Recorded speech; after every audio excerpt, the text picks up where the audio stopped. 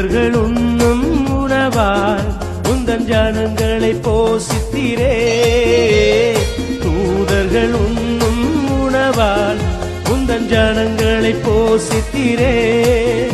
உம்மை போல யாருண்டு இந்த ஜனங்களை நேசித்திட?